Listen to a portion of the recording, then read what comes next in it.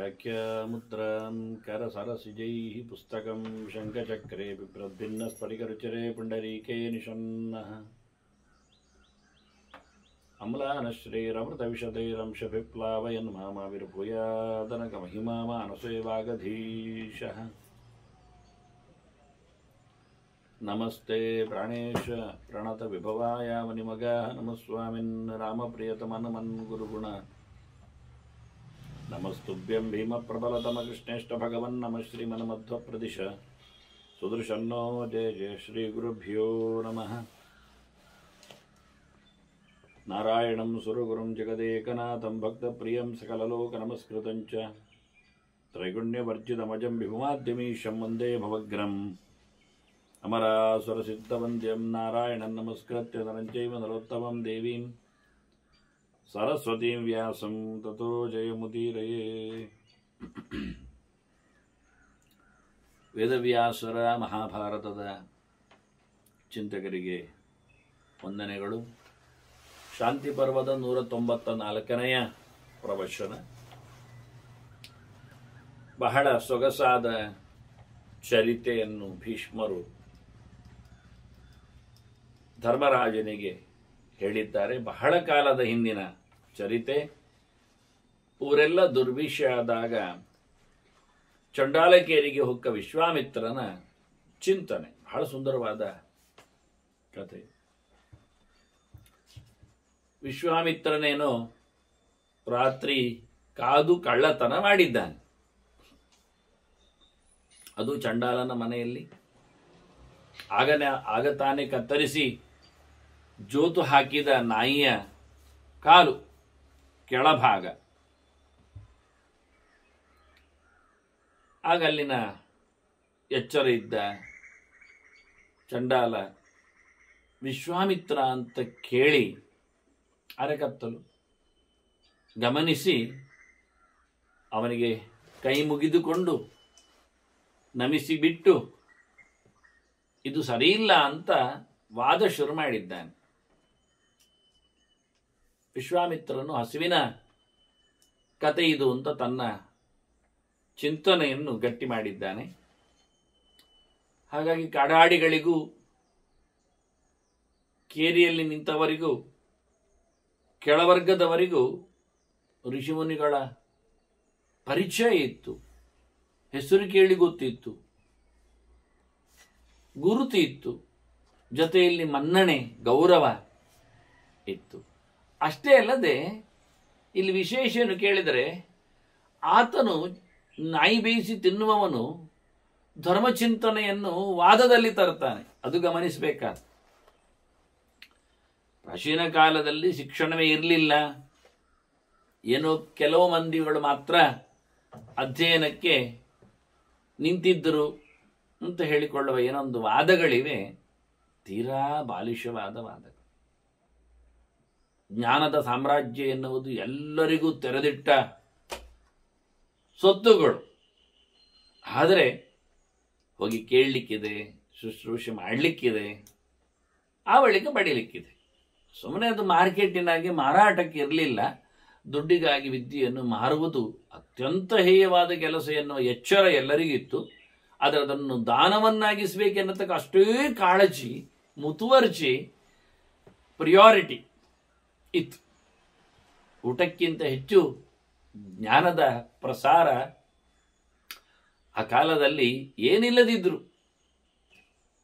ಯಾವುದೇ ಸವಲತ್ತುಗಳಿಲ್ಲದಿದ್ರು, ಯಾವುದೇ ಅತ್ಯಾಂತಿಕವಾದಂತಹ ಒಂದು ಸುಖದ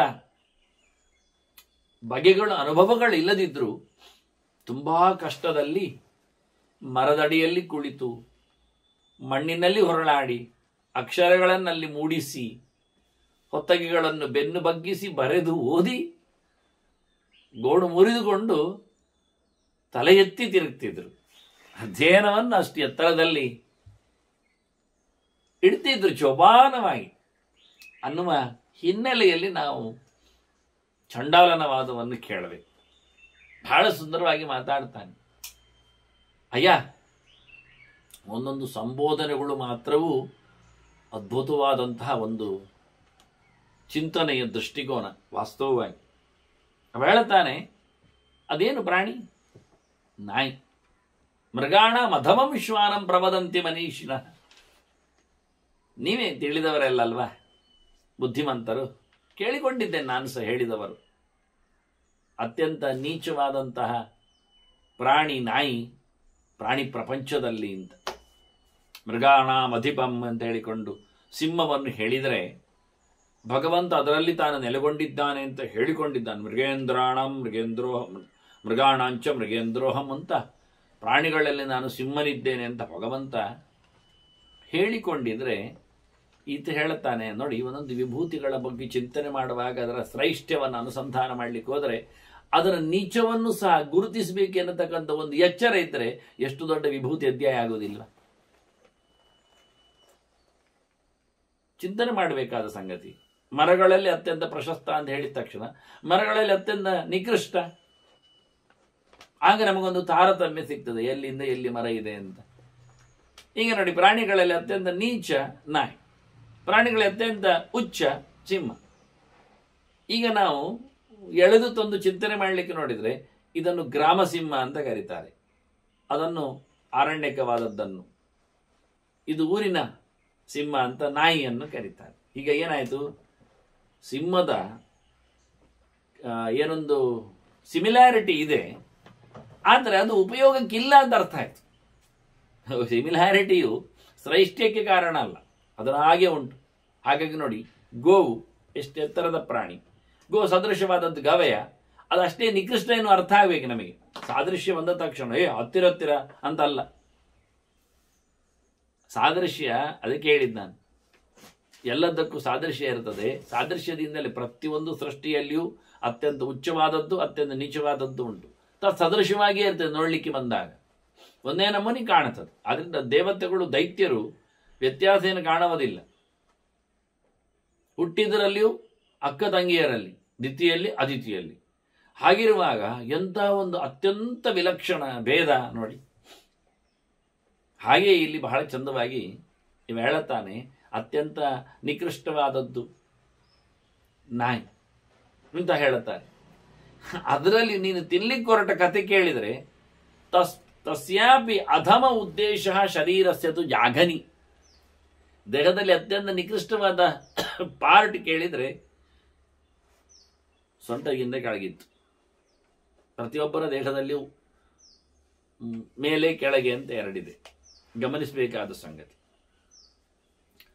ಹಾಗಾಗಿ ನಾನು ಸಂಧ್ಯಾ ಸಮೀಕ್ಷೆಯಲ್ಲಿ ಬರೆದಿದ್ದೇನೆ, ಪ್ರಮಾಣ ಕೊಟ್ಟಿದ್ದೇನೆ. ಕೆಳಗಿನ ಮೈಯನ್ನು ಮುಟ್ಟಿಕೊಳ್ಳುವಲ್ಲಿ, ತಿಕ್ಕಿಕೊಳ್ಳುವಲ್ಲಿ, ಒರೆಸಿಕೊಳ್ಳುವಲ್ಲಿ ಎಲ್ಲ ಎಡಕೈಯನ್ನು ಉಪಯೋಗಿಸಬೇಕು. ಮೇಲಿನ ಭಾಗವನ್ನು ಮುಟ್ಟುವಲ್ಲಿ ಬಲಕೈಯನ್ನು ಉಪಯೋಗಿಸಿಕೊಳ್ಳಿಕ್ಕೆ ಅಂತ. ಈಗ ಸ್ನಾನ ಮಾಡುವಾಗ ಯಾರೆಲ್ಲ ಗಮನಿಸ್ತಾರೆ ಬಿಡಿ, ಆದರೆ ಪ್ರಮಾಣಗಳೆಷ್ಟು ದೊಡ್ಡ ಸಂಗತಿಯಲ್ಲಿವೆ ಅಂತ. ಸ್ನಾನ ಮಾಡುವಾಗ ಮೈ ತಿಕ್ಕಿಕೊಳ್ಳಬೇಕು ಅಂದಾಗ ಕಾಲು ತಿಕ್ಕಿಕೊಳ್ಳಿಕ್ಕೆ ಬಲಕೈ ಹೋಗಬಾರದು. ಮೈ ತಿಕ್ಕಿಕೊಳ್ಳಿಕ್ಕೆ, ಮೇಲಿನ ಮೈಯನ್ನು ತಿಕ್ಕಿಕೊಳ್ಳಿಕ್ಕೆ, ಎದೆ ಬೆರಿ ಎಲ್ಲ ತಿಕ್ಕಿಕೊಳ್ಳಿಕ್ಕೆ ಎಡಕೈ ಹೋಗಬಾರದು. ಇಷ್ಟು ವ್ಯತ್ಯಾಸ ಗಮನಿಸಬೇಕಾದ. ಅದನ್ನು ಕಾಲನ್ನು ಒರೆಸಬೇಕು ಅಂದಾಗ ಎಡಕೈಯಲ್ಲಿ ಒರೆಸಲಿಕ್ಕೆ, ಬಲಕೈಯಲ್ಲಿ ಅಲ್ಲ, ಪಾದವನ್ನೆಲ್ಲ. ತುಂಬ ಗಮನಿಸಬೇಕಾದ, ಪ್ರಮಾಣವನ್ನು ಚಿಂತನೆ ಮಾಡಬೇಕಾದ. ಅಂದರೆ ದೇವತೆಗಳು ಎಲ್ಲ ಕಡೆ ಒಂದೇ ಬಗೆ ಇದ್ದಾರೆ, ಆದರೆ ಅದು ಭಾಗವನ್ನು ಕೆಳಗೆ ಮೇಲೆ ಅಂತ ಇಟ್ಟಿದ್ದಾರೆ ಅನ್ನುವ ಚಿಂತನೆ ಮಾಡಿಕೊಂಡ್ರೆ ಇವ ಹೇಳುತ್ತಾನೆ. ಅದರಲ್ಲಿ ಇವು ಖಾಲಿ ಎನ್ನುವುದು ಏನಯ್ಯ, ಜಗನ ಎನ್ನುವುದೇನು? ಜಗನ ಅಂದರೆ ಸೊಂಟಕ್ಕಿಂತ ಕೆಳಗಿದ್ದು ಎಲ್ಲವೂ ಆಗ್ತದೆ. ನಾಯಿಯಲ್ಲಿ ಎಷ್ಟು ದೊಡ್ಡ ಸಂಗತಿ ಉಂಟು ಕೆಳಭಾಗಕ್ಕೆ. ಇವ ಹೇಳ್ತಾನೆ, ಕೆಳಭಾಗವನ್ನು ಎಳಿತಾ ಇದ್ದೀಯಲ್ಲ ನೀನು, ಹಿಡಿಲಿಕ್ಕೆ ಹೋಗಿದ್ದೀಯಲ್ಲ, ಅದು ಅತ್ಯಂತ ನಿಕೃಷ್ಟ ಅಲ್ವಾ? ನೇದಂ ಸಮ್ಯಕ್ ವ್ಯವಸ್ಥಿತಂ. ಇದು ಚೆನ್ನಾಗಿ ಆಗಲಿಲ್ಲ ನಿನ್ನ ವ್ಯಾಪಾರ, ನೀನು ಮಾಡುವ ಕೆಲಸ ಇದು ಸರಿ ಇಲ್ಲಂತ. ಇದು ನಿನ್ನ ಯೋಚನೆ ಅದು ಲಾಯ್ಕಿಲ್ಲ. ಯಾಕೆಂದ್ರೆ ಮಹರ್ಷೇ ಕರ್ಮ ಗರ್ಹಿತಂ. ನೋಡಿ ಇವಾಗ ಕರೀತಾನೆ ನೋಡಿ ಹೇಗೆ ಅಂತ, ಮಹರ್ಷೇ ಅಂತ ಕರೀತಾನೆ. ನಿನಗೆ ಒಳ್ಳೆ ಎಚ್ಚರ ಉಂಟು, ನೀವು ಒಳ್ಳೆ ತಿಳ್ಕೊಂಡಿದ್ದಿ. ಋಷಿ ಅಂದರೆ ಜ್ಞಾನವುಳ್ಳವ ಅಂತ ಅರ್ಥ, ಋಷಜ್ಞಾನೇ ಅಂತ ಧಾತು. ಹಾಗಾಗಿ ಒಳ್ಳೆ ಅನುಸಂಧಾನ ಮಾಡಿದವ ನೀನು, ದೊಡ್ಡ ಮಟ್ಟಿನವ, ಜ್ಞಾನಿಗಳಲ್ಲಿ ಶ್ರೇಷ್ಠ ನೀನು. ಅಂಥವನು ತಿಳ್ಕೊಳ್ಬೇಕೋ ಬೇಡವೋ ಇದು ಕೆಲಸ ಸರಿ ಇಲ್ಲ ಅಂತ? ಇದು ಗರ್ಹಿತ, ನಿಂದ್ಯ, ಇದು ಹೇಯ, ಇದು ಮಾಡಬಾರದು ಅಂತ ಹೇಳಿದ ಕೆಲಸ ಅಂತ ಬಹಳ ಚೆನ್ನಾಗಿ ಹೇಳುತ್ತಾನೆ. ನೇದಂ ಸಮ್ಯಕ್ ವ್ಯವಸ್ಥಿತಂ ಮಹರ್ಷೇ ಕರ್ಮ ಗರ್ಹಿತಂ. ಅದು ಮತ್ತು ಅದರಲ್ಲಿಯೂ ಸಹ ಚಂಡಾಲ ಸ್ವಸ್ಯ ಹರಣ. ಯಾರದ್ದು ನೀನು ಸೊತ್ತು ಕದಿಯುವುದು? ಅತ್ಯಂತ ನೀಚನ ಮತ್ತೆ ಹೇಸಿಗೆಯವನ ಸೊತ್ತು ಕದಿಯುವುದು. ವಸ್ತುವು ಹಾಳು, ಅದರಲ್ಲಿಯೂ ಪಾರ್ಟಿ ಇನ್ನೂ ಹಾಳು, ಅದರಲ್ಲಿ ಕದಿಯುವ ಕೆಲಸ ಅತ್ಯಂತ ಹೇಯ, ಅದರಲ್ಲಿ ನನ್ನ ಸೊತ್ತನ್ನು ತೆಗೆಯುವುದು ಅಂದರೆ ಅದಾಗೋದಿಲ್ಲ. ಅಂದರೆ ಇದು ಅಧರ್ಮಸ್ಯ, ನಿಜವಾಗಿ ದೊಡ್ಡ ತಪ್ಪೇ ಇದು, ಒಳ್ಳೆಯದಲ್ಲ. ಅದರಲ್ಲಿಯೂ ಮತ್ತೇನು ಗೊತ್ತಾ, ಯಾಕೆ ನೀನು ತಿನ್ನಬಾರದು ಸೊತ್ತನ್ನು ಕರೀತಾ ಇದ್ದಿ? ಅಭಕ್ಷ್ಯಸ್ಯ ವಿಶೇಷತಃ ಹರಣಂ. ಎಷ್ಟು ತಪ್ಪಾಯಿತು ನೋಡಿ. ಕಾಲ್ ಕದಿಯುವುದು, ನಾಯಿಯ ಕಾಲು ಕದಿಯುವುದು, ಚಂಡಾಲನ ಸೊತ್ತಾಗಿ ನಾಯಿಯ ಕಾಲು ಕದಿಯುವುದು, ತಿನ್ನಬಾರದ ನಾಯಿಯ ಕಾಲು ಕದಿಯುವುದು. ಒಂದೊಂದು ಅಂಶಗಳು ಸೇರಿಕೊಂಡ ಇದು ತರ್ಕ, ಚಿಂತನೆಯ ಕಥೆಗಳು, ಒಂದರ ಮೇಲೊಂದು ವ್ಯವಸ್ಥೆಗಳು, ಕೋಟಿ ಕ್ರಮಗಳಿದ್ದಾಯಿ. ಸಾಧು ಅನ್ಯಂ ಅನುಪಶ್ಯತ್ವಂ ಉಪಾಯಂ ಪ್ರಾಣಧಾರಣೆ. ನೀನು ಹೇಳಿಕೊಂಡೆ ಸಾಯ್ಲಿಕ್ಕೆ ಹೋಗ್ತಾ ಇದ್ದೇನೆ, ಜೀವ ಉಳಿಸ್ಬೇಕು ನನಗೆ, ಅದಕ್ಕೋಸ್ಕರ ತಿಂತೇನೆ, ನಾನು ಹಸಿವಿನಿಂದ ಕಂಗಾಲಾಗಿದ್ದೇನೆ ಅಂತ. ಅಯ್ಯ, ಉಳಿಸಿಕೊಳ್ಳಿಕ್ಕೆ ದೇಹವನ್ನು ಬದುಕಲಿಕ್ಕೆ ಬೇರೆ ದಾರಿ ಹುಡುಕು ಮಾರಾಯ. ಸಾಧು ಒಳ್ಳೆಯದು, ಬೇರೆ ಅಂದರೆ ಮತ್ತೆ ಇನ್ನೊಂದು. ಹಾಗಾದ್ರೆ ಆ ನಾಯಿ ಕಾಲು ಕೊಡುವುದು ಅದು ಸರಿ ಇಲ್ಲ ವಿಷಯ. ಅದರಿಂದ ಬೇರೆ ಒಳ್ಳೆಯದು ಸಾಧು. ಯೋಗ್ಯವಾದ ಮಗದೊಂದನ್ನು ನೀನು ಹುಡುಕಲು ಉಪಾಯ, ಬದುಕಲಿಕ್ಕೋಸ್ಕರ ಅಂತ. ಶ್ವಮಾಂಶ ಲೋಭಾತ್ ತಪಸಃ ನಾಶಸ್ತೇ ಸ್ಯಾತ್ ಮಹಾಮನು. ಅಲ್ಲಿ ಇಷ್ಟೆಲ್ಲ ನಾನು ಯಾಕೆ ಕಾಳಜಿಯಲ್ಲಿ ಹೇಳ್ತಾ ಇದ್ದೇನೆ, ಒಂದೊಂದು ಹೇಳಿದೆ ಸರಿ, ತಪ್ಪುಗಳನ್ನು ಹೇಳಿದೆ, ತಪ್ಪಿನಿಂದ ಆಗತಕ್ಕಂಥ ಫಲವನ್ನು ಹೇಳಿಬಿಡ್ತೇನೆ. ಏನು ಅಂದರೆ, ನಾಯಿಯ ಕಾಲಿನ ಅಭಕ್ಷ್ಯವಾದ ಸೊತ್ತಿನ ಚಂಡಾಲನ ಸೊತ್ತನ್ನು ಅಪಹರಿಸಿಕೊಂಡು ತಿನ್ನುವುದರಿಂದ ಆಗತಕ್ಕದ್ದು ಕಥೆಯನ್ನು ಕೇಳಿದರೆ ಅಯ್ಯೋ ಬಹಳ ದೊಡ್ಡ ಮಟ್ಟಿನ ತಪಸ್ಸು ಹೋಗ್ತದೆ. ನಾವು ಜನ್ಮಾಂತರದಲ್ಲಿ ಬೇಕಾದಷ್ಟು ಮಾಡಿರ್ತೇವೆ, ಕೆಲವೊಮ್ಮೆ ಒಳ್ಳೆಯದು ಮಾಡಬೇಕಾಗಿ ಬಂದಿರ್ತದೆ ಅಥವಾ ಮಾಡಿ ಹೋಗಿರ್ತದೆ. ಮಗದೊಂದು ಜನ್ಮದಲ್ಲಿ ಬಂದಾಗ ಎಲ್ಲವನ್ನು ಕಳ್ಕೊಳ್ಳುತ್ತೇವೆ. ಅವಕಾಶ ಇದ್ದರೂ ಸಹ ಬೇಕಾದಲ್ಲಿ ಶುದ್ಧ ನೀರಿನಲ್ಲಿ ಮೀಯುವುದಿಲ್ಲ, ಶುದ್ಧ ಕಾಲದಲ್ಲಿ ಶುದ್ಧಿ ಮಾಡಿಕೊಳ್ಳುವುದಿಲ್ಲ, ಒಳ್ಳೆಯ ಕೆಲಸಗಳನ್ನು ನಡೆಸಿಕೊಡುವುದಿಲ್ಲ, ಒಳ್ಳೆಯ ಕೆಲಸಗಳಲ್ಲಿ ಆಸ್ಥೆ ಇಡುವುದಿಲ್ಲ, ಒಳ್ಳೆಯ ಕೆಲಸ ಆಗುವಾಗ ತೊಂದರೆ ಮಾಡುತ್ತೇವೆ, ಒಳ್ಳೆಯ ಕೆಲಸ ಮಾಡುವವರಿಗೋಸ್ಕರ ಸೇರಿಕೊಳ್ಳಿಕ್ಕೆ ಬಿಡುವುದಿಲ್ಲ. ಅಂದರೆ ಪರಂಪರೆ ಮುಂದುವರಿಯುವುದು. ಹೀಗಾಗಿ ಮಾಡಿಕೊಂಡಿರತಕ್ಕ ನಿನ್ನ ತಪಸ್ಸು ಬಹಳ ದೂರಿಯಾಗಿರ್ತದೆ. ಅದನ್ನೆಲ್ಲ ಕಳ್ಕೊಳ್ತೀನಿ, ಹಾಳಾಗಿ ಹೋಗ್ತದೆ. ನೀನೇನು ಕರಿತಾನೆ ಮಹಾಮುನೆ ಅಂತ ಅಂದಾನೆ. ನಾಶಸ್ತೇ ಸ್ಯಾತ್ ಮಹಾಮುನೆ. ನೋಡಿ, ಇವೆಲ್ಲ ಎಷ್ಟು ಚೆನ್ನಾಗಿ ಗೊತ್ತು. ಒಂದು ಮುನಿ ಅಂತ ಅನಿಸಿಕೊಳ್ಳಬೇಕಾದ್ರೆ ಭಗವದ್ ಎಚ್ಚರವನ್ನು ಖಂಡಾಬಟ್ಟೆ ಮಾಡಿಕೊಂಡಿರ್ಬೇಕು. ಮುಂಕಾರೋ ವಿದಿತೋ ಏನು ಸಮನ್ನೇತನೋ ಜನ. ಮೌನ ಮೌನ ಮೌನ. ಒಂದು ದಿನ, ಒಂದು ಗಂಟೆ ಅಲ್ಲ, ಒಂದು ವರ್ಷ ಅಲ್ಲ, 100 ವರ್ಷಗಳವರೆಗೆ ಮೌನ, ತಪಸ್ಸು, ಸಾಧನೆ, 3 ಹೊತ್ತು ಸ್ನಾನ, ಪಂಚಾಗ್ನಿಗಳಲ್ಲಿ ಬದುಕು. ಅಂದರೆ ಬಿಸಿಲು ಇದ್ದಾಗಲೂ, ಚಳಿ ಇದ್ದಾಗಲೂ, ಮಳೆ ಇದ್ದಾಗಲೂ ಯಾವುದೇ ರೀತಿಯಾದಂತಹ ದೇಹದ ಮೇಲೆ ಪರಿವೇ ಇಲ್ಲದೆ. ಎಲ್ಲಿವರೆಗೆ ಎಂದು ಕೇಳಿದರೆ ವಿಶ್ವಾಮಿತ್ರನ ಬಗ್ಗೆ ಒಂದು ಲೋಕೋಕ್ತಿ ಬಹಳ ದೊಡ್ಡ ಮಟ್ಟಿನದ್ದು. ಅವನ ಮಗಳು ಶಕುಂತಲೆ ಗೊತ್ತಿರಬಹುದು, ಮೇನಕೆಯಿಂದಾಗಿ ಬಂದವಳು. ಅವ ಬಿಟ್ಟೋಗಿದ್ದಾನೆ. ಹಕ್ಕಿಗಳು ಸಾಕಿದ್ರಿಂದ ಆ ಹುಡುಗಿ ಶಕುಂತಲೆ ಆದ್ಲು. ಕಣವ ಸಾಕಿಕೊಂಡ. ದುಷ್ಯಂತ ಹಸ್ತಿನಪುರದ ಗದ್ದುಗೆಯವ ಅವಳನ್ನು ಮದುವೆ ಆದ, ಕರ್ಕೊಂಡು ಹೋದ. ಅಲ್ಲಿ ಹುಟ್ಟಿ ಬಂದವನೇ ಸರ್ವದಮನ ಭರತ, ವಂಶಕ್ಕೆ ಹೆಸರು ಕೊಟ್ಟವ. ನಡುವೆಲ್ಲ ಭೀಷ್ಮ ಕರೀತಾನಲ್ಲ ಭಾರತ ಅಂತ ಧರ್ಮರಾಜನು ಕರೀತಾನಲ್ಲ ಭರತ ಋಷಭ ಅಂತ. ಭರತ ವಂಶದಲ್ಲಿ ಭಾರಿ ದೊಡ್ಡ ಹೆಸರು ಪಡೆದ ನೀನು ಅಂತ ಹೇಳಿಕೊಂಡು ಭೀಷ್ಮನನ್ನು ಕರೀತಾನಲ್ಲ. ಆ ಭರತ ಹುಟ್ಟಿದ್ದೆ ಶಕುಂತಲೆಯಲ್ಲಿ. ಆ ಶಕುಂತಲೆ ದುಷ್ಯಂತನಲ್ಲಿ ಹೇಳುತ್ತಾಳೆ, ನಾನು ಯಾರು ಗೊತ್ತಾ? ಮೊದಲಿಗೆಲ್ಲ ಮತ್ತೆ ವಾದಕ್ಕೆ ಬಿದ್ದಾಗ ಏನು ತಿಳ್ಕೊಂಡಿ ನನ್ನನ್ನು? ನಾನು ಸಾಮಾನ್ಯ ಹುಡುಗಿಯ ಅಲ್ಲಪ್ಪ. ಚಿರಾರ್ಜಿತಸ್ಯ ತಪಸಃ ಕ್ಷಯಂಸ ಕೃತವಾನ್ ಋಷಿ ಅಂತಾಳೆ. ನಾನು ವಿಶ್ವಾಮಿತ್ರನ ಮಗಳು. ಹೆಮ್ಮೆ ಅವಳಿಗೆ, ಬರಾವಳು. ಏನು ವಿಶ್ವಾಮಿತ್ರ? ಇಡೀ ಲೋಕಕ್ಕೆ ಆ ಮಿತ್ರನ ಪರಿಚಯ ಮಾಡಿಸಿದವ. ಆ ಮಿತ್ರನಲ್ಲಿ ನೆಲೆಗೊಂಡ ಪರಮಮಿತ್ರನ ಚಿಂತನೆ ಕೊಟ್ಟವ. ಮಿತ್ರ ಅಂದ್ರೆ ಮಿತಿಮ್ರಾತಿ ಅಂತ. ಜನರಿಗೆಲ್ಲ ಗೊತ್ತಿಲ್ಲ ಮಿತ್ರ ಅಂತ ಹೇಳ್ತಾರೆ, ಅರ್ಥ ಕಾಣುವುದಿಲ್ಲ, ಕೇಳುವುದಿಲ್ಲ. ಮಿತಿ ಅಂದ್ರೆ ಬೆಳಕು ಅಂತ, ಎಚ್ಚರ ಅಂತ ಒಂದು ಅರ್ಥ ಇದೆ. ಬೆಳಕು ಕೊಡುವವ ಅಂತ, ಅದು ಸೂರ್ಯ ನಮ್ಮ ಮಿತ್ರ. ಮಿತ್ರಸ್ಯ ಚರ್ಷಣಿ ಧೃತಶ್ರವೋ ಅಂತ ವೇದ ಮಂತ್ರಗಳು ಅವನನ್ನು ಗುರುತಿಸ್ತವೆ, ಕರೀತಾವೆ. ಆ ಮಿತ್ರನ ಒಳಗೆ ನಮ್ಮ ಮಿತ್ರ ಒಬ್ಬ ಇದ್ದಾನೆ, ಖಾಸಾ ಮಿತ್ರ. ಯಾರು? ದ್ವಾಸುಪರ್ಣಾಸ ಜಾಸಕಾಯ ಅಂತ ಜೀವನಿಗೆ ಅತ್ಯಂತ ಗೆಳೆಯ ಯಾರು ಅಂದ್ರೆ ದೇವರು. ಆ ದೇವರು ಅಲ್ಲಿ ಇದ್ದಾನೆ, ಇಲ್ಲಿ ಕಾಣುವುದಿಲ್ಲಲ್ಲ.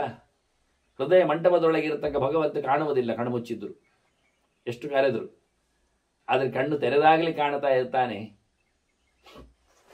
ಹಗಲಿನ ರಾಜನಲ್ಲಿ, ದಿನಕರನಲ್ಲಿ, ಸೂರ್ಯಮಂಡಲದಲ್ಲಿ. ಜಯ ಸದಾ ಸವಿತೃಮಂಡಲ ಮಧ್ಯವರ್ತಿ ನಾರಾಯಣ ಅಂತ ಇದನ್ನು ಬಹಳ ಎಚ್ಚರದಿಂದ ಅನೇಕ ಕಡೆಯಲ್ಲಿ ಹೇಳಲ್ಪಟ್ಟದನ್ನು ಆಚಾರ್ಯ ಮಧ್ವರು ಮತ್ತೆ ನೆನಪಿಸಿಕೊಟ್ಟು ತೋರಿಸಿಕೊಟ್ರು. ಹಗಲು ನೋಡಿರಯ್ಯ ದೇವರನ್ನು, ರಾತ್ರಿ ಮಲಗಿರಿ ಅಂದು. ಚೆನ್ನಾಗಿ ಮಲಗಿ, ನಿದ್ದೆ ಮಾಡಿ, ಒಳ್ಳೆ ನಿದ್ದೆ ಮಾಡಿ. ಯಾಕೆ? ಹಗಲು ಕಾಣ್ಲಿಕ್ಕಾಗತ್ತೆ ಅಂತ. ರಾತ್ರಿ ನಿದ್ದೆ ಮಾಡಿದವ ಹಗಲೇ ನನ್ ಕಾಣುತ್ತೆ ಅಂದ್ರೆ ಹಗಲು ನೋಡ್ಲಿಕ್ಕೆ ದೇವರನ್ನು ಕೊಟ್ಟಿದ್ದಾರೆ, ದೇವರನ್ನು ತೋರಿಸಿಕೊಟ್ಟಿದ್ದಾನೆ. ಅಂತಹ ಬಹುದೊಡ್ಡ ದೇವರ ಪರಿಚಯ ಮಾಡಿಸಿದವ ವಿಶ್ವಾಮಿತ್ರ ಇಡೀ ಲೋಕಕ್ಕೆ. ಈ ಮಂದಿಗೆ ದಾಡಿ ಕೇಳಿಕೊಳ್ಳಿಕ್ಕೆ, ನೋಡಿಕೊಳ್ಳಿಕ್ಕೆ, ತಿಳಿದುಕೊಳ್ಳಿಕ್ಕೆ, ಚರ್ಚೆ ಮಾಡಲಿಕ್ಕೆ, ಚಿಂತನೆ ಮಾಡಲಿಕ್ಕೆ ಏನೇನೋ ಅಂತಾವೆ.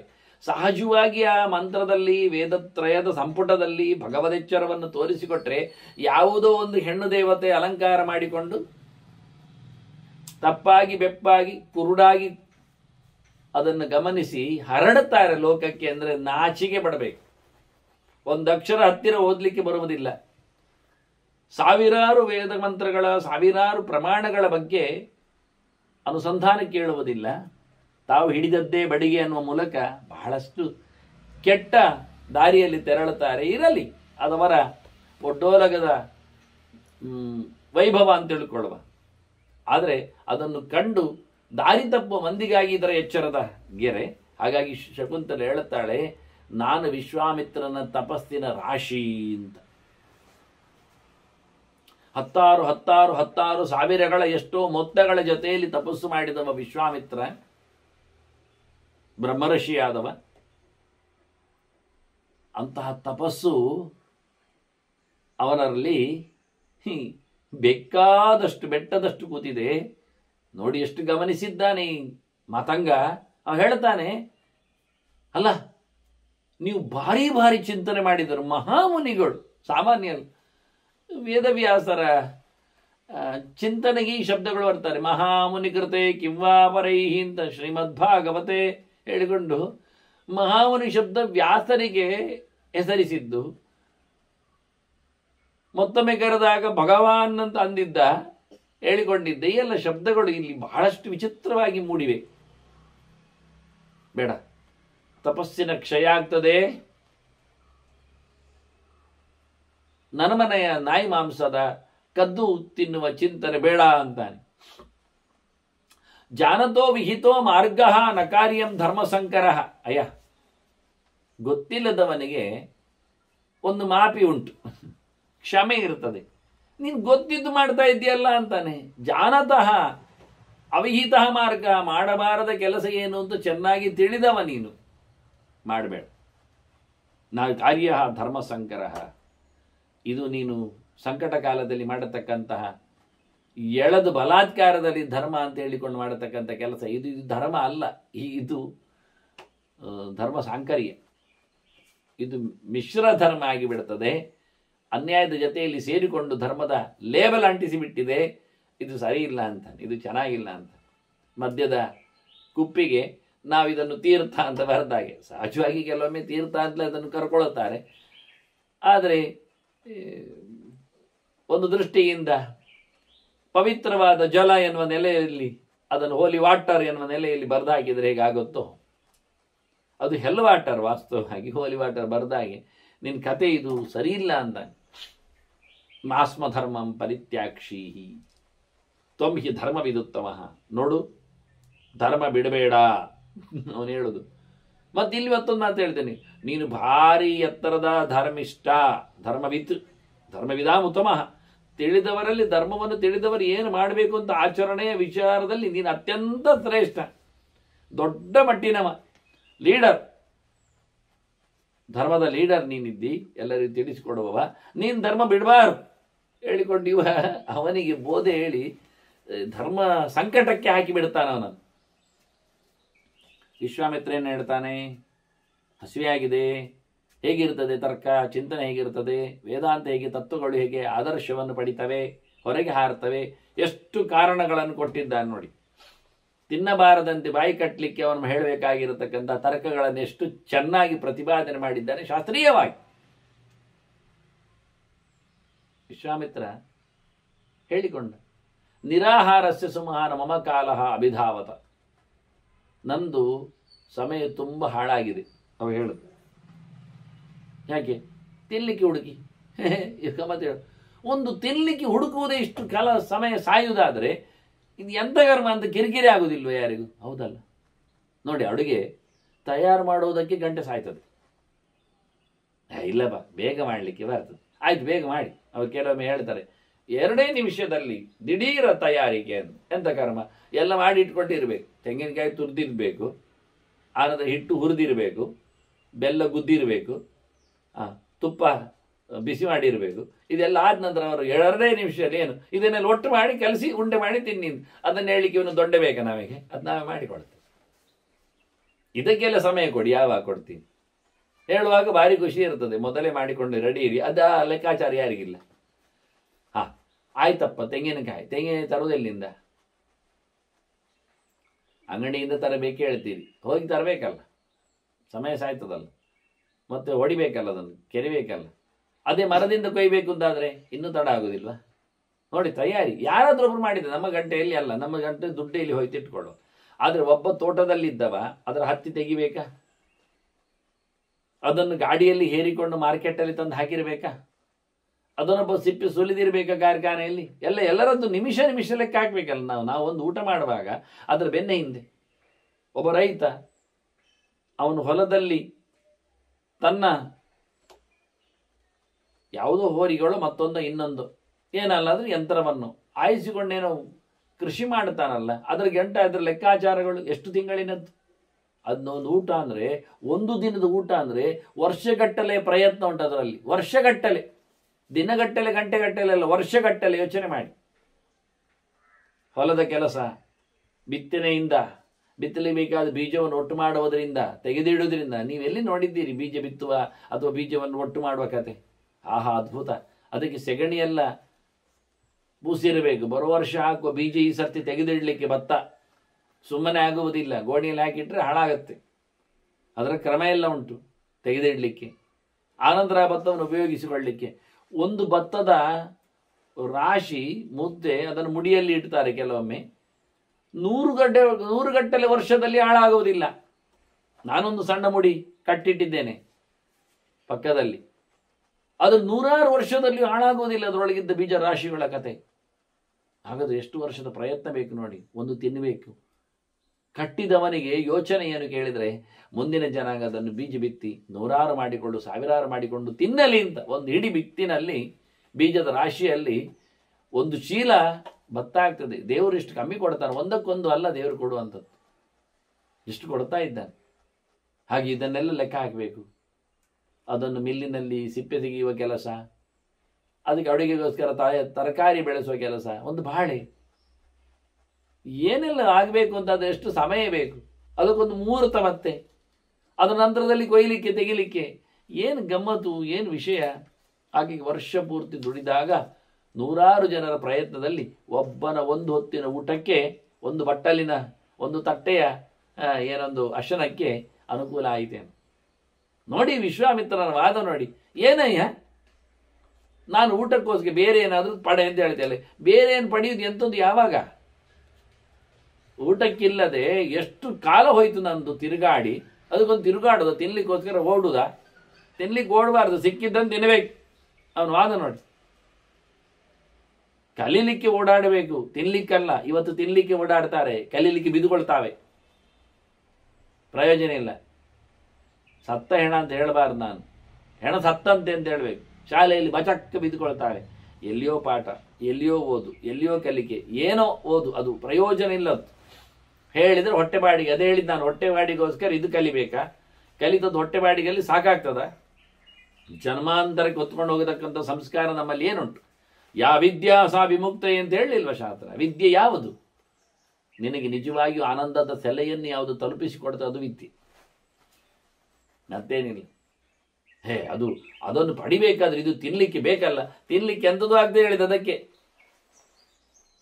ಕಾಷ್ಟಮಶ್ಮಾಭಿಜೀರ್ಯತೆ ಅನ್ಲಿಲ್ವ ಮಹಾಭಾರತವೇ? ವೇದವ್ಯಾಸರು ಹೇಳಲಿಲ್ವ? ಮರ ತಿಂದು ಮಣ್ಣು ತಿಂದು ಬದುಕಲಿಕ್ಕೆ ಬರ್ತದೆ ಅಂದಿದ್ದಾರೆ. ಇರುವೆಗಳು, ಜಿರಳೆಗಳು, ಪ್ರಾಣಿ ಪ್ರಪಂಚ, ಪಕ್ಷಿ ಪ್ರಪಂಚ, ಏನವುಗಳು?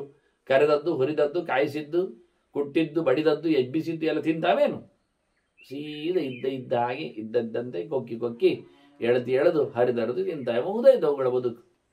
ಸತ್ವ ಒಬ್ಬಗೆ ಹೇಳ್ತಾನೆ, ವನ್ಯೈಹಿ ತೃಣೈಹಿ ವನಗಜಾಹ ಬಲಿನೋ ಭವಂತಿ. ಆನೆ ಏನು ಬೆಳಿಲಿಲ್ವ? ಬೆಳೆದಿದೆ. ಗಟ್ಟಿಲ್ವ? ಗಟ್ಟಿ ಇದೆ. ತಿರುಗಾಡುದಿಲ್ಲ? ತಿರುಗಾಡ್ತದೆ. ಮತ್ತೇನು ಕತೆ? ನಿನಗೇನು ದಾಡಿ? ಅಷ್ಟು ಎತ್ತರದಷ್ಟು ದಪ್ಪದಷ್ಟು ದೊಡ್ಡನೇ ಆನೆ ಹುಲ್ಲು ತಿಂದು ಬದುಕ್ತದೆ, ಸೊಪ್ಪು ತಿಂದು ಜೀವಿಸ್ತದೆ. ನಿಮಗೆಂತ ಆಗಬೇಕು?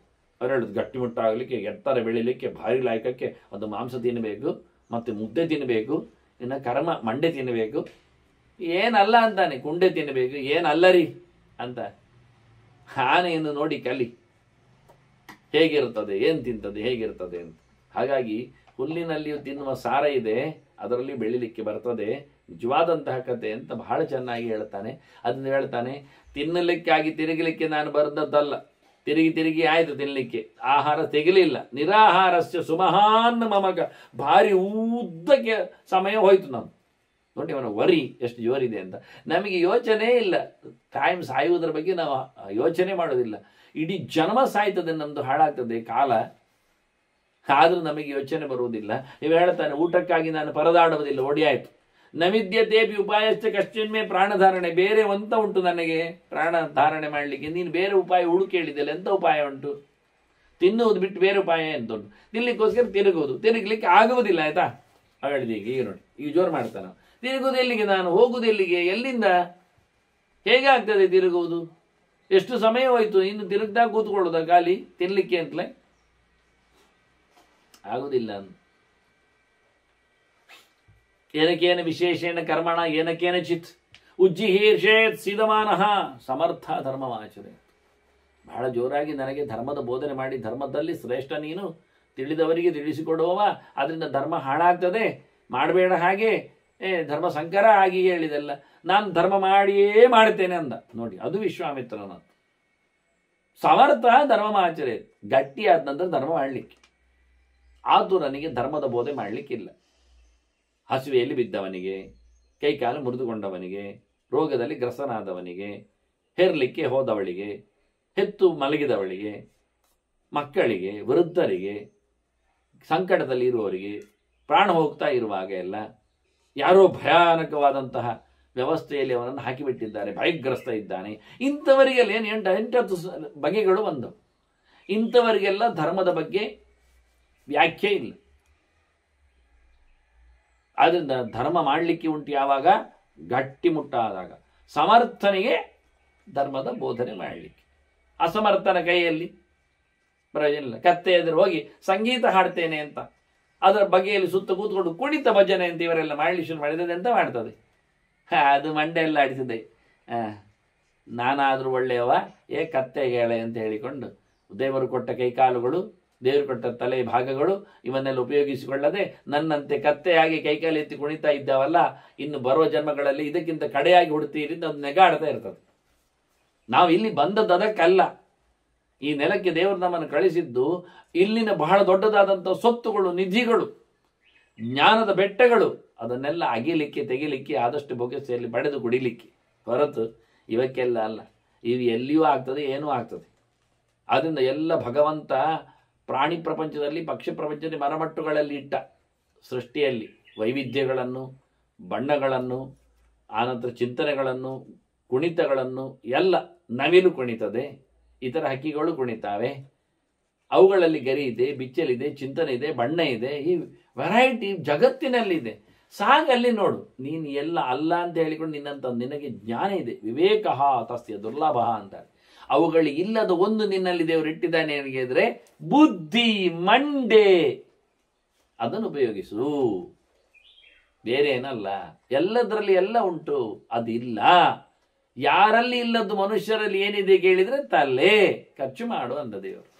ನೀವು ಹೇಳ್ತಾನೆ ಚೆನ್ನಾಗಿ, ಬಹಳ ಚೆನ್ನಾಗಿ ಬೈತಾನೆ ಇವ, ಹೇಳಿಕೊಳ್ಳುತ್ತಾನೆ. ಸಮರ್ಥನಾದಾಗ ಧರ್ಮ ಮಾಡಲಿಕ್ಕೆ ಈಗ ಒಟ್ಟು ಬದುಕಬೇಕು. ಸೀದಮಾನ ಉಜ್ಜಿಹೇರ್ಷೇತ್, ಬದುಕಲಿಕ್ಕೆ ಅವನು ಮಾಡಿಕೊಳ್ಳಬೇಕು ಪ್ಲಾನ್. ಸಂಕಟದಲ್ಲಿದ್ದಾಗ, ಸಾಯ್ಲಿಕ್ಕೆ ಹೋದಾಗ ಪ್ರಾಣವನ್ನು ಉಳಿಸಿಕೊಳ್ಳಿಕ್ಕೋಸ್ಕರ ಅವನು ಏನು ಮಾಡ್ಬೋದು. ಏನಕ್ಕೇನು ವಿಶೇಷೇಣ ಕರ್ಮಣ ಏನಕ್ಕೇನ ಚಿತ್, ಎಲ್ಲಿಯೇ ಏನು ಕೆಲಸ ಮಾಡಿದರೂ ಪರವಾಗಿಲ್ಲ, ಎಂಥದೇ ಮಾಡಿಕೊಳ್ಳು. ಅದು ನಾಯಿಯ ಮಾಂಸ ಆಗಲಿ, ಅದು ಕಾಲಿನ ಜಾಗ ಆಗಲಿ, ಅದು ಚಂಡಾಲನ ಸೊತ್ತಾಗಲಿ, ಅದು ಕದಿಯುವ ಕೆಲಸ ಆಗಿರಲಿ, ಎಂಥದಾದ್ರೂ ಪರವಾಗಿಲ್ಲ ಅಂತ ನೋಡಿ ಅವನು ಎಷ್ಟೆಲ್ಲ ಹೇಳಿರ್ತಾನೆ ಅಷ್ಟನ್ನು ಒಟ್ಟಿಗೆ ತಂದಿಟ್ಟಿವ ವಿಶ್ವಾಮಿತ್ರ ಹೇಳ್ತಾನೆ ಮಾಡುವುದು. ಸಮರ್ಥನಿಗೆ ಧರ್ಮವಿಧಿ, ಆಯ್ತಾ ಇಲ್ವಾ ಅಂತ ಮತ್ತೆ ಹೇಳಲಿಯ ಒಂದು ಮಾತಾಡಿದೇನು, ಅದು ಅಭಕ್ಷ್ಯ ಭಕ್ಷಣ ಅಂತ. ತಿನ್ನಬಾರದ್ದು ತಿಂತಾ ಇದ್ದಿ ಅಂತ, ತಿನ್ಲಿಕ್ಕಿಲ್ಲ ಅಂತ ನೀನು ಹೇಳುತ್ತಾ ಇದ್ದಿ ಅಲ್ವಾ. ಯಾರಿಗೆ? ಐಂದ್ರೋ ಧರ್ಮ ಕ್ಷತ್ರಿಯಾಣ ಬ್ರಾಹ್ಮಣಾನ ಅಥ ಅಗ್ನಿಕ. ನೋಡು, ಆಗ್ನಿಕ ವಾಸ್ತವ ಏನು ಕೇಳಿದರೆ, ಕ್ಷತ್ರಿಯರಿಗೆ ಒಂದು ಧರ್ಮ ಇದೆ. ಏನು ಧರ್ಮ ಅವರಿಗೆ? ಅವರದ್ದು ಐಂದ್ರ ಧರ್ಮ. ಐಂದ್ರ ಅಂದರೆ ಇಂದ್ರ ಸಂಬಂಧಿ ಧರ್ಮ. ಇಂದ್ರನ ಧರ್ಮ ಏನು?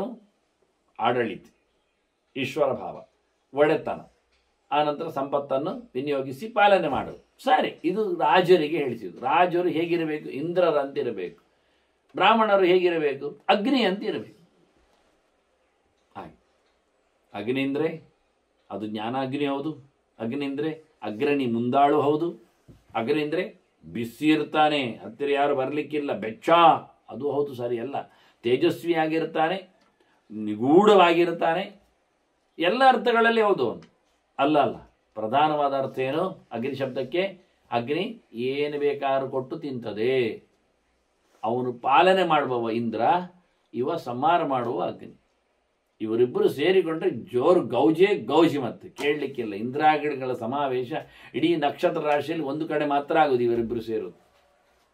ಸಾಕೋ ಸಾಕು, ಅವರ ಪ್ರತ್ಯಕ್ಷ ನೋಡಬಹುದು ನಾವು, ಕಾರವಾರ. ಹಾಗೆ ಬಹಳ ಚೆನ್ನಾಗಿದೆ ಹೇಳುತ್ತದೆ. ಇಲ್ಲಿ ಹೇಳುತ್ತಾನೆ, ಕ್ಷತ್ರಿಯ ಇಂದ್ರ ರೂಲಿಂಗ್ ಪವರ್, ಬ್ರಾಹ್ಮಣ ಅಗ್ನಿ. ನೋಡಿ, ಒಬ್ಬ ಬ್ರಾಹ್ಮಣನಿಗೆ ರೂಲಿಂಗ್ ಪವರ್ ಸಿಕ್ಕಿದ್ರೆ ಅವನು ಹೇಗಿರ್ತಾನೆ ಅಂತ ಎರಡು ಕಡೆಯ ಕಥೆ ಅವನದ್ದು. ಏನಾಗುತ್ತೆ ಕೇಳಿದರೆ, ರೂಲಿಂಗ್ ಪವರ್ ಮೆರಿತದೆ, ಬ್ರಾಹ್ಮಣ್ಯ ಇಳಿತದೆ. ಯಾವಾಗಲೂ ಹಾಗೆ. ಆಡಳಿತ ಬಂದ ತಕ್ಷಣ ಬಲಿರೇನೆಯ ಇರುವಂತಹ ಸ್ಥಳ ಅಂತ ಬರುತ್ತದೆ. ಆನಂತರ ದೇವರು ಮರಿತಾನೆ, ನಾನೇ ದೇವರು ಶುರು ಆಗ್ತದೆ.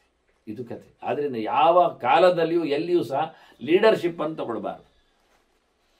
ಸಂಘಕ್ಕೆ ಸೇರಬಾರ್ದು, ಸಂಘದಲ್ಲಿ ಹೋದ ನಂತರ ಮಂಗನಂತೂ ಆಗಬಾರ್ದು, ಅಂದರೆ ಹೆಡ್ ಅಂತ ಆಗಬಾರ್ದು. ಈ ರೀತಿಯಾಗಿ ಬಹಳ ಚೆನ್ನಾಗಿ ನಾನು ಅಗ್ನಿ ಇದ್ದೇನೆ ಅಂತಾನೆ. ಬ್ರಹ್ಮ ವನ್ನಿಹಿ, ಈಗ ನೋಡಿ, ಮಮ ಬಲಂ, ಆದ್ರಿಂದ ನಾನು ಯಾರು? ಬ್ರಾಹ್ಮಣ.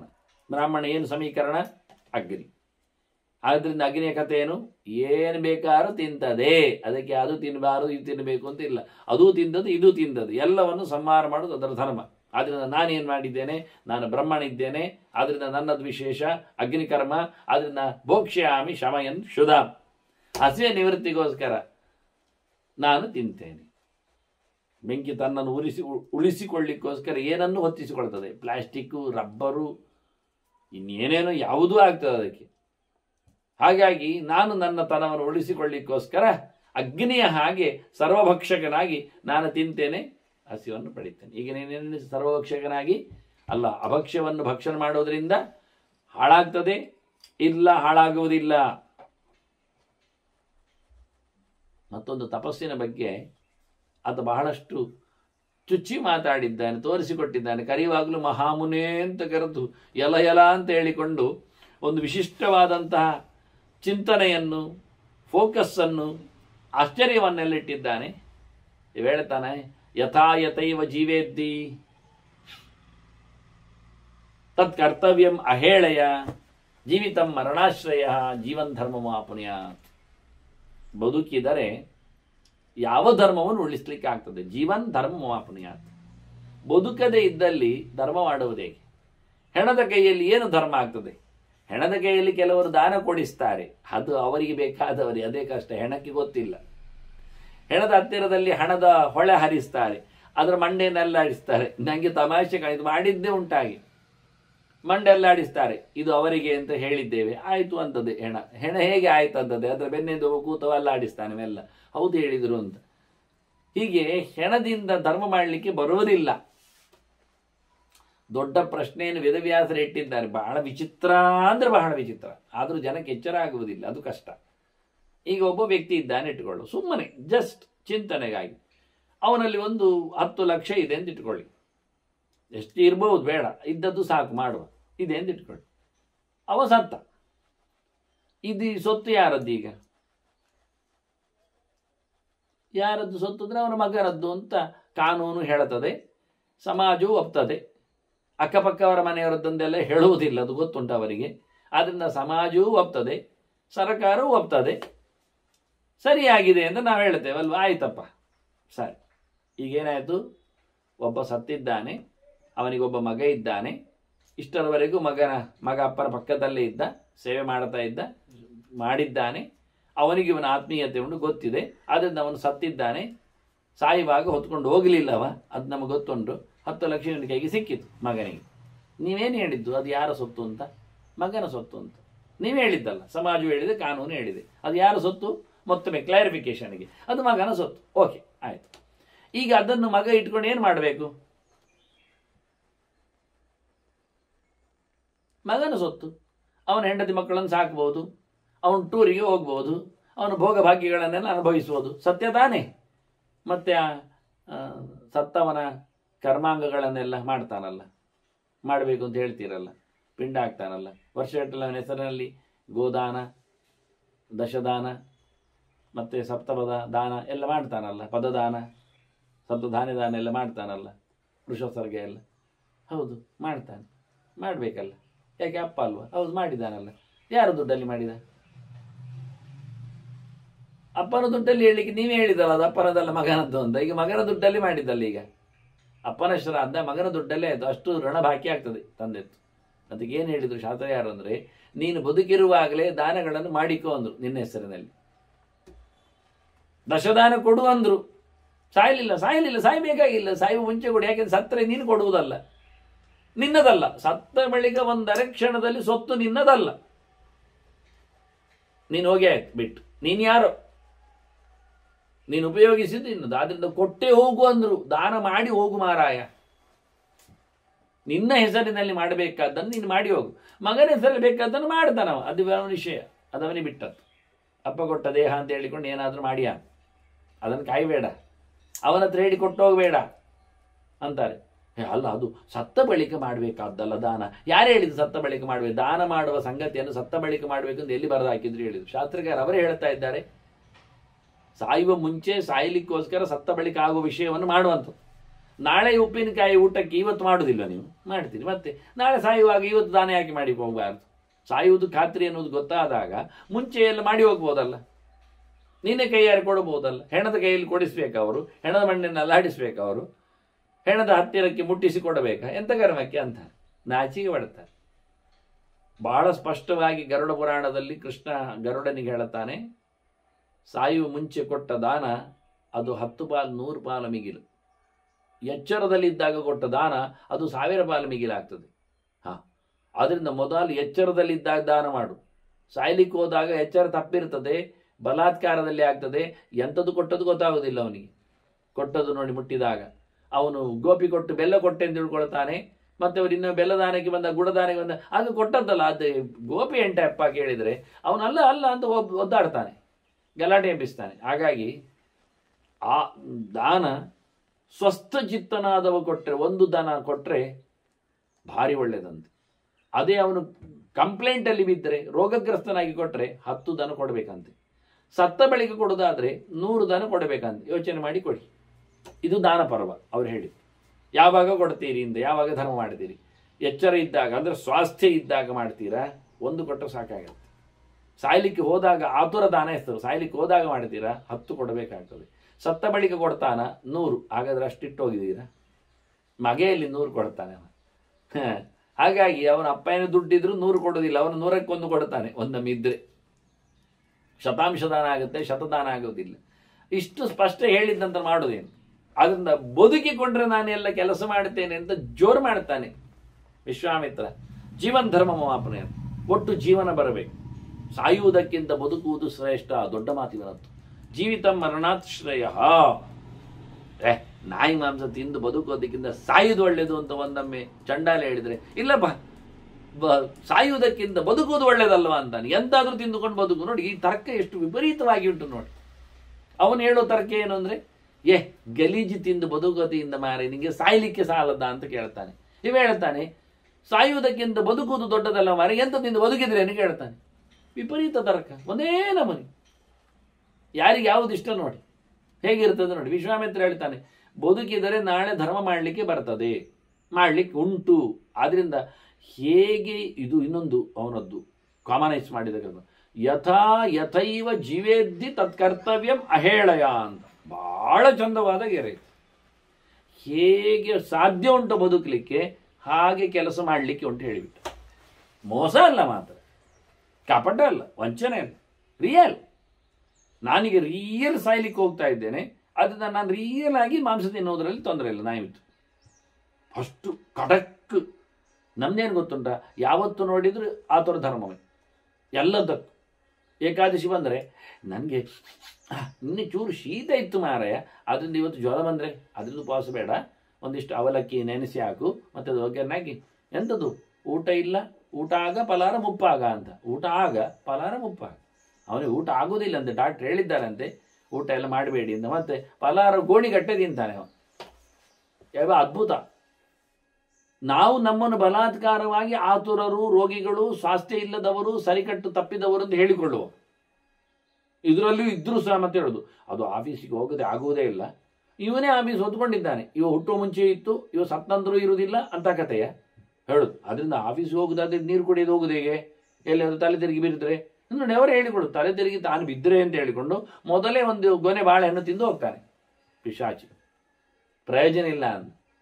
ಹೀಗೆ ನೀನು ಮೋಸ ಮಾಡಿ ಕುಂಟು ನೆವ ಹೇಳಿ ನಿನ್ನಲ್ಲಿ ಸರಿಯಿಲ್ಲ ಎನ್ನುವುದನ್ನು ಹೇಳಿಕೊಳ್ಳಬೇಡ. ಇದು ವಿಶ್ವಾಮಿತ್ರನ ಗೆರೆ.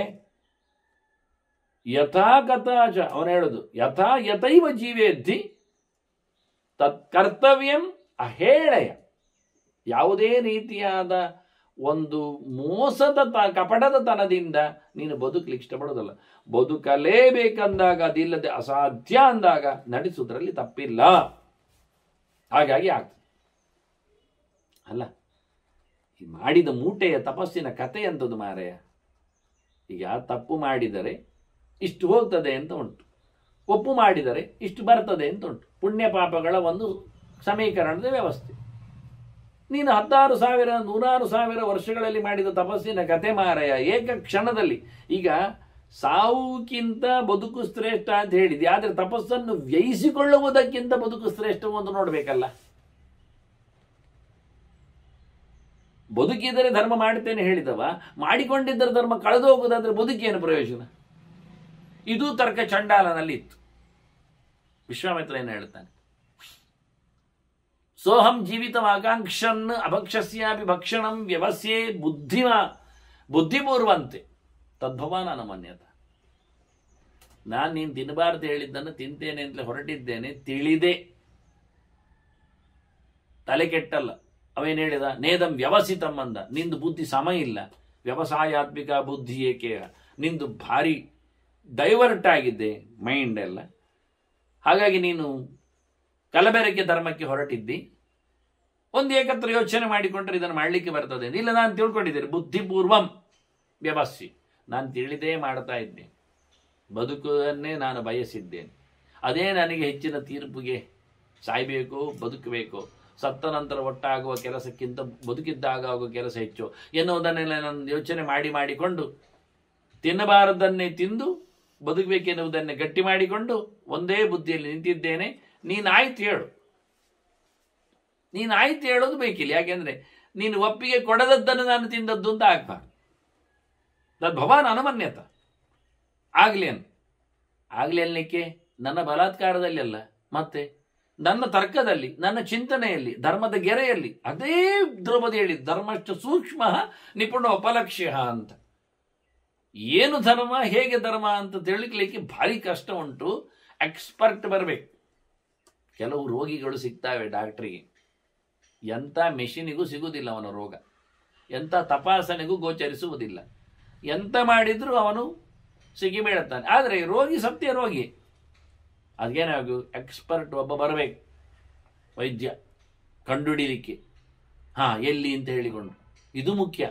ಓವರ್ ಆಲ್ ನೋಡಿದಾಗ ಏನು ಸಿಗುವುದಿಲ್ಲ, ಈವನ್ ಸ್ಕ್ಯಾನ್ ರಿಪೋರ್ಟಲ್ಲಿ ಅಂಥದ್ದು ಬರುವುದಿಲ್ಲ. ಅದು ನಿಜವಾಗಿ ವಿಚಿತ್ರವಾಗಿ ಇರ್ತದೆ ಅಂತಾರೆ. ಹಾಗಾಗಿ ಇದನ್ನು ದ್ರೌಪದಿ ಹೇಳಿದಾಗೆ ಕೃಷ್ಣನ್ ಹೇಳ್ತಾನೆ, ಧರ್ಮಸೆ ಚರಣಂ ಶ್ರೇಯ, ಧರ್ಮ ಜ್ಞಾನ ದುಷ್ಕರ. ಧರ್ಮ ಮಾಡ್ಲಿಕ್ಕೆ ಸುಲಭ ಮಾರೆಯ ಅರ್ಜುನ ಹತ್ರ ಹೇಳುದು. ಮತ್ತೆ ಧರ್ಮ ಯಾವುದು ಅಂತ ತಿಳ್ಕೊಳ್ಳೋದುಂಟಲ್ಲ ಭಾರಿ ಕಷ್ಟ ಅಂತ.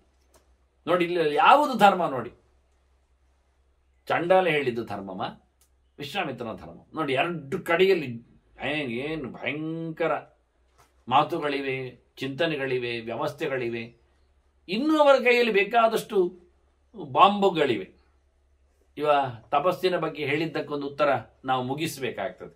ವಿಶ್ವಾಮಿತ್ರ ಏನು ಹೇಳ್ತಾನೆ ಕೊನೆಗೆ ಅಂತ, ಜೀವನ್ನ ಧರ್ಮಂಚರಿಷ್ಯಾಮಿ ಪ್ರಣೋಕ್ಷ್ಯಾಮಿ ಅಶುಭಾನಿತ್. ನಾನು ಬದುಕಿದ್ರೆ ಏನು ಮಾಡ್ತೇನೆ ಗೊತ್ತುಂಟ, ಬದುಕು ಯಾಕೆ ನನಗೆ ಬೇಕು ಗೊತ್ತುಂಟ, ಬದುಕಿಕೊಂಡ ಬಳಿಕ ನಾನು ಒಳ್ಳೇದು ಮಾಡ್ತೇನೆ, ಕೆಲಸ ಮಾಡ್ತೇನೆ ಹೇಳ್ತಾನೆ, ಧರ್ಮ ಮಾಡ್ತೇನೆ. ಈಗ ನೀನು ತಿಂದುಕೊಂಡದ್ದಕ್ಕೆ ನೋಡಿ, ಇದೇ ಗಮ್ಮತ್ತು. ಒಂದು ಮಾತುಂಟು, ಪವಮಾನ ಹೋಮದಲ್ಲಿ ಅಭಕ್ಷ್ಯ ಭಕ್ಷಣಾತಂದ ಬರ್ತದೆ. ಬೇಡದಿದ್ದದ್ದನ್ನು ತಿಂದರೆ ಪ್ರಾಯಶ್ಚಿತ್ತ ಏನು ಮಾಡಲಿಕ್ಕೆ ಕೇಳಿದರೆ 610 ಪವಮಾನ ಮಂತ್ರಗಳಿಂದ ಆಜ್ಯಾಹುತಿಯನ್ನು ಅಗ್ನಿ ಕೊಟ್ಟುಕೊಂಡು ಸಂಪಾತಾಜ್ಯದಿಂದ ಮುಂದೆ ಹೋಗ್ತದೆ ಅದು ಕೆಲಸ. ಅಂದು ಪ್ರಾಯಶ್ಚಿತ್ತ ವಿಧಿ ಏನಾಯಿತು, ಬೇಡಬಾರದ್ದನ್ನು ತಿಂದದ್ದಕ್ಕೆ ಪವಮಾನ ಹೋಮ ಮಾಡು. ಯಾರು ಕಡೆಗೆ ಅಂತ ಇಟ್ಕೊಳ್ಬೇಡಿ, ಯಾಕೆ ಗೊಟಕ್ಕಾಗಿ ಬಿಟ್ರೆ ಅದನ್ನ ಬೇಡದಿದ್ದ ತಿಂದಿದ್ರೆ ರಪಕ್ಕ ಮಾಡಿ ಒಮ್ಮೆ ಪವಮಾನ ಹೋಮ. ಮತ್ತೆ ನಾನು ಹೇಳಿದ್ದಕ್ಕೆ ಅವರು ಅದೊಂದೊಂದು ನೋಟ್ ಮಾಡಿಕೊಳ್ಳೋದು, ಈಗ ಬೆಳೆದಿದ್ದ ತಿಂತಾ ಹೋಗುದು, ಇನ್ನೊಂದು 20 ವರ್ಷ 10 ವರ್ಷ ತಿಂತೇನೆ ಅಂತ ಹೇಳಿ. ಹಾಗೆಲ್ಲ ಬೇಡ. ಬದುಕಿದ್ರೆ ಅದು ನಾನು ಹೇಳುದಾದ್ರೆ, ನೀವು ಯಾವತ್ತು ಅಭಕ್ಷ್ಯ ಭಕ್ಷಣ ಮಾಡಿದ್ದು ನಿಮ್ಮ ಮಂಡೆಗೆ ಬಂತು ಗೊತ್ತಾಯ್ತು, ರಪಕ್ಕೊಂದು ಪವಮಾನ ಹೋಮ ಮಾಡಿಸಿ, ಮತ್ತೆ ತಿನ್ನಬೇಡಿ. ಮತ್ತು ತಿನ್ನುವ ಚಾಪಲ ಬಂದರೆ ಮತ್ತೊಮ್ಮೆ ಹೋಮ ಮಾಡಿಸಿ. ಅಲ್ಲ, ಅದಕ್ಕಾದ್ರೂ ಹೋಮ ಮಾಡಿಸ್ಲಿಕ್ಕಾದ್ರೂ ತಿನ್ನುವುದಾದ್ರೆ ತಿನ್ನಿ. ಮತ್ತೇನು ಹೇಳುವ ಚಾಪಲರಿಗೆ? ಇವು ಹೇಳಿದ ನೋಡಿ ವಿಶ್ವಾಮಿತ್ರ, ನಾನು ಬದುಕಿದ ನಂತರ ಧರ್ಮ ಮಾಡುತ್ತೇನೆ. ಪ್ರಣೋಕ್ಷ್ಯಾಮಿ ಅಶುಭಾನಿತು ಅಂತಾನೆ. ನಾನು ಮಾಡಿದ ಕೆಟ್ಟ ಕೆಲಸಗಳನ್ನು ನಾನು ಇದರಿಂದ ನಿರ್ಮೂಲನೆ ಮಾಡುತ್ತೇನೆ. ಕೆಟ್ಟ ಕೆಲಸ ಏನೆಲ್ಲ ಆಯಿತು, ಒಂದು ಮಾಂಸ ತಿಂದದ್ದು, ಒಂದು ಕದ್ದು ತಿಂದದ್ದು, ಇದು ಕೆಟ್ಟ ಕೆಲಸಗಳು. ಅದರೊಟ್ಟಿಗೆ ಅವನಲ್ಲಿ ವಾದ ಮಾಡಿತ್ತು, ಎದುರು ಸಿಕ್ಕಿ ಹಾಕಿಕೊಂಡು, ಕಳ್ಳತನದಲ್ಲಿ ಸಿಕ್ಕಿ ಹಾಕಿಕೊಂಡು ವಾದ ಮಾಡಿ ಅವನತ್ರ ಹೇಳ್ತಾನೆ, ನೋಡು ನಾನು ಬಲಾತ್ಕಾರ ಮಾಡಿದೆ ಅಂತ ನೀನು ಒಪ್ಪುವುದಲ್ಲ, ಶಾಸ್ತ್ರ ಪ್ರಕಾರ ಒಪ್ಪಬೇಕು, ಕನ್ವಿನ್ಸ್ ಆಗಿ ಒಪ್ಪಬೇಕು. ಒಟ್ಟಾರೆ ಅಲ್ಲ, ಹೋಗಿ ಮಾರಿ ತಿನ್ ಸಾಯಿಲಿ ಆಚೆ, ಹೋಗಿ ಮಾರಿ ಒಂದು ನಾಯಿಯ ಕಾಲು ಹೋಗ್ಲಿ, ಹಾಗಲ್ಲ. ನನಗೆ ನೀನು ಎಚ್ಚರ, ನನ್ನ ವಾದದಲ್ಲಿ ನಿನಗೆ ಉತ್ತರ ಕೊಡ್ಲಿಕ್ಕೆ ಬರಬೇಕು. ನಾನದನ್ನು ನಿರ್ಮೂಲನೆ ಮಾಡಿಕೊಳ್ಳುತ್ತೇನೆ, ಸರಿ ಮಾಡಿಕೊಳ್ಳುತ್ತೇನೆ. ತಪೋಭಿಹಿ ವಿದ್ಯೆಯ ಚೈವ ಜ್ಯೋತಿಂ ಶಿವ ಮಹತ್ತಮಃ. ಏನೊಂದು ಕಾನ್ಫಿಡೆನ್ಸ್ ನೋಡಿ ಅವನಿಗೆ, ವಿಶ್ವಾಮಿತ್ರನ. ನಾನು ಬದುಕಿದರೆ ಕತ್ತಲು ಕಳಿತದಲ್ಲ, ಹೇಗೆ ಬೆಳಕು ಆದಾಗ ಹಾಗೆ ನಾನು ಮತ್ತೆ ಬೆಳಕು ಮಾಡಿಕೊಂಡು ನನ್ನ ಕತ್ತಲನ್ನು ತೆಗಿತೇನೆ ಅಂದ. ನನ್ನ ಒಳಗೆ ತುಂಬಿದ ತಮಸ್ಸು ಏನಿದೆ, ಊಟ ಮಾಡಿದ ರಾಜಸ, ಕದ್ದು ತಿಂದ ತಾಮಸ, ಮಾಂಸದಿಂದ ರಾಜಸ, ನಾಯಿಯ ತೊಡೆ ಕೆಳಗೆ ತಿಂದದ್ದು ತಾಮಸ, ಇದನ್ನು ನಾನು ತೆಗಿತೇನೆ ಜ್ಯೋತಿಷ್ಯನಿಂದ, ಬೆಳಕಿನಿಂದ, ಜ್ಞಾನ ಜ್ಯೋತಿಯಿಂದ ಅಂತ. ಎಲ್ಲಿರುವುದು ಅವನ ಸಾಧನೆಯ ಕತೆ? ಎಷ್ಟು ಹೇಳ್ತಾನೆ ಅಂದ್ರೆ, ತಪೋಪಿಹಿ ವಿದ್ಯೆಯ ಚೈವ ಅಂತಾನೆ, ಡಬಲ್. ಹೋದದ್ದು ತಪಸ್ಸಲ್ವಾ? ಒಂದು ಮಾತು ಮಾತ್ರ ವಿಶ್ವಾಮಿತ್ರನದ್ದು ಮಾರ್ವೆಲಸ್. ಯಾವುದು ಕೇಳಿದರೆ ವಿದ್ಯೆಯ ಅಂದಿದ್ದಾನೆ. ಯದೇವ ವಿದ್ಯೆಯಾ ಕರೋತಿ ಶ್ರದ್ಧೆಯ ಉಪನಿಷದ ತದೇವ ವೀರ್ಯವತ್ತರಂ ಭವತಿ. ತಿಳಿದು ಮಾಡಿದ ಕರ್ಮಕ್ಕೆ ಬೆಲೆ ಜಾಸ್ತಿ. ಜ್ಞಾನಾಗ್ನಿಹಿ ಸರ್ವಕರ್ಮಾಣಿ ಭಸ್ಮಸಾತ್ ಕುರುತೆ ಅರ್ಜುನ. ಕೃಷ್ಣ ಏನ್ ಹೇಳಿದ? ಅರಿವು ಎನ್ನುವುದು ನಿನ್ನ ಎಲ್ಲ ಕೆಲಸಗಳನ್ನು ಸುಟ್ಟಾಗ್ತದೆ ಅಂತ, ಎಂತ ತಪ್ಪಿದ್ರೂ ಸುಟ್ಟೋಗ್ತದೆ ಅಂತ. ಆದ್ರಿಂದ ವಿಶ್ವಾಮಿತ್ರ ಏನ್ ಹೇಳಿದ? ನಾನು ಜ್ಞಾನದಿಂದಾಗಿ ಇದನ್ನು ಓವರ್ಕಮ್ ಮಾಡುತ್ತೇನೆ ಅಂದ. That is good. ವಿದ್ಯೆ ಅಂದ್ರೆ ನಮಗೊತ್ತು. ವಿದ್ಯೆಯ ತದಕ್ಷರ ಅಧಿಗಮ್ಯತೆ ಅಂತ. ಭಗವಂತನನ್ನು ಯಾವುದು ಹೇಳ್ತದೆ ಅದು ವಿದ್ಯೆ. ಭಗವಂತನ ಹೇಳದೇ ಇದ್ರೆ ಅದು ಅವಿದ್ಯೆ, ಉಪಯೋಗ ಇಲ್ಲ. ಅದರಿಂದ ಭಗವಂತನ ಜ್ಞಾನದಿಂದ ನಾನು ಖಂಡಿತವಾಗಿ ಮಾಡಿದ ತಪ್ಪನ್ನು ಪರಿಮಾರ್ಜನೆ ಮಾಡಿಕೊಳ್ಳುತ್ತೇನೆ ಅಂತ. ಏನು ಅದ್ಭುತ ರೀ! ಇದು ನಿಜವಾದ ಗ್ರೇಟ್ ಗೆರೆ. ತಪೋಬಿಹಿ ಅಂದ. ಸುಮ್ಮನೆ ಅಲ್ಲ, ಕೇವಲ ಜ್ಞಾನ ಉಂಟು ಓದಿಕೊಂಡು ಕೂತ್ಕೊಳ್ಳೋದಿಲ್ಲ. ಹೆಚ್ಚಿನವರು ಹೇಳುದುಂಟು, ಓದಿದವರಿಗೆ ಎಂದೂ ತೊಂದರೆ ಇಲ್ಲ, ಅವರು ತಡೆ ಎದುರು ನಡೀತದೆ, ಮೀಯದೆ ತಿಂದ್ರು ಆಗ್ತದೆ. ಹಾಗೆ ಜ್ಞಾನಿಗಳು ಅಥವಾ ಜ್ಞಾನಿನ ಕರ್ಮ ನದುಷ್ಟು ಅಭಿಲಿಪ್ಯದೆ ಅಂತ. ಅವ್ರು ಏನೇ ಹೆಂಡ ಕುಡಿದ್ರು ಹಾಳಾದ್ರೂ ತೊಂದರೆ ಇಲ್ಲ, ಅವರು ಮತ್ತೆ ಬೇರೆಯವರನ್ನು ಮುಂಡೆಯವರನ್ನು ಮುಟ್ಟಿಕೊಂಡ್ರು ಪರವಾಗಿಲ್ಲ ಹೇಳಿಕೊಂಡು. ಅದು ತಪ್ಪು, ಅದಲ್ಲ. ವಿಶ್ವಾಮಿತ್ರ ಹೇಳ್ತಾನೆ ತಪೋಭಿಹಿ ವಿದ್ಯೆಯ ಅಂತ. ತಿಳಿವು ಇದ್ದು ಕರ್ಮ ಇತ್ತು, ಸಾಧನೆಗಳನ್ನು ನಡೆಸ್ತಾ, ಶಾಸ್ತ್ರೀಯ ಕರ್ಮಗಳನ್ನು ಮಾಡುತ್ತಾ, ಭಗವದೆಚ್ಚರವನ್ನು ಪಡೆಯುತ್ತಾ. ಜ್ಞಾನ ಕರ್ಮ ಉಂಟು, ಸಾಧನ ಕರ್ಮಗಳು ಉಂಟು. ವ್ರತ, ನಿಯಮ, ಉಪವಾಸ, ನಿಷ್ಠೆ, ಹೋಮ, ಹವನ, ಪೂಜೆ, ಪುನಸ್ಕಾರ ಅದೆಲ್ಲವೂ ಉಂಟು.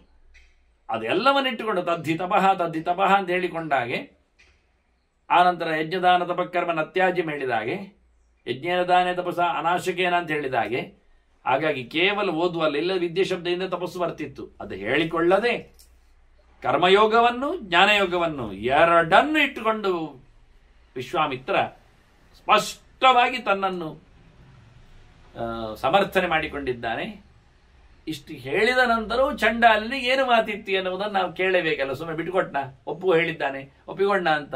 ಇಲ್ಲ, ಆಗುವುದಿಲ್ಲ. ಇನ್ನು 3-4 ದಿನದ ಪ್ರವಚನದಲ್ಲಿಯೂ ನಮಗೇನು ಚಂಡಾಲ ಬಗ್ಗುವುದು ಕಾಣುವುದಿಲ್ಲ. ಅವನು ಓದಿಕೊಂಡಿದ್ದಾನಂತ ಕೇಳಿದ್ ನಾನು ಮೊದಲಿಗೆ.